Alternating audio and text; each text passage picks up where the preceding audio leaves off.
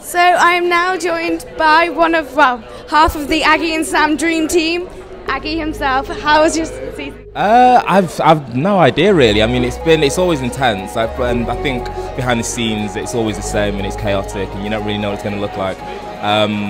It looked amazing, by the way. Thank you very much. I think because we haven't seen it in its entirety. The first time we've seen it really is in the line here. So I'll just wait for the pictures and the reception and the reviews and stuff like that. So can you tell me a little bit behind the actual collection and the Lego?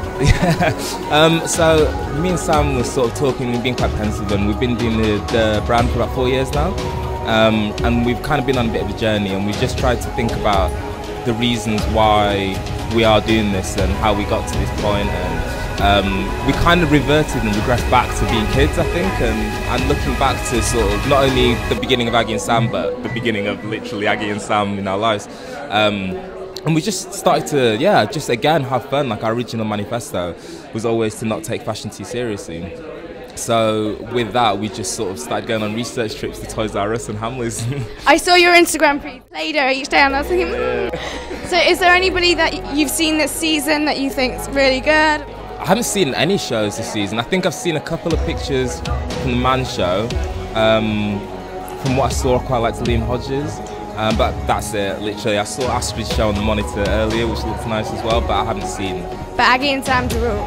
I can't say that. You can say that. I can say that. Well, I've always been a massive fan of Agi and Sam. So. And any kind of key pieces that you really thought stood out for yourself? I think probably a lot of the pieces with the Velcro, because again, that started from looking at easy, sort of children's style pieces, like Velcro shoes and stuff like that.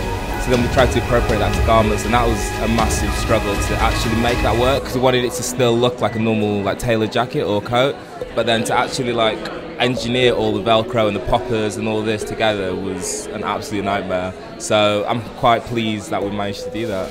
And you finished it off with the perfect shell toe Adidas. Again, it was just kind of thinking back to what we wore, So it was a whole mixture. So because a lot of the prints on the garments as well were children's drawings and stuff like that, which we painted, and then artworks obviously screen printed. But so there's an element of us being 4 or 5. Because actually the first time we thought about this as well was when I went back to my parents' house. My mum showed me a drawing that I did when I was 4 of this collection called the Cool Man collection. So I was like, oh, that's pretty good actually. I was good at that age. And then so we just kind of based it on that, and then it spanned through 5 to 12 and what have you. So yeah. And how are you thinking for next season? Is it back to being a mature man, or no? This is it. This is the benchmark. Yeah. I think that's another thing we've kind of realised as well is we don't regret anything that we've done in the past, and we're really happy. Thank you. We're still happy with all our previous collections, but with this, it kind of feels a bit more like what we probably should have done, or how we should have developed, in the beginning, as opposed to just going a bit more mature. So you've got to do what you love as well. Exactly. And so we learned a lot from the other collections, which weren't the same, but exactly. You've got to do what's true to you. Exactly. Well, it was an absolute honour to interview you, and thank you so much.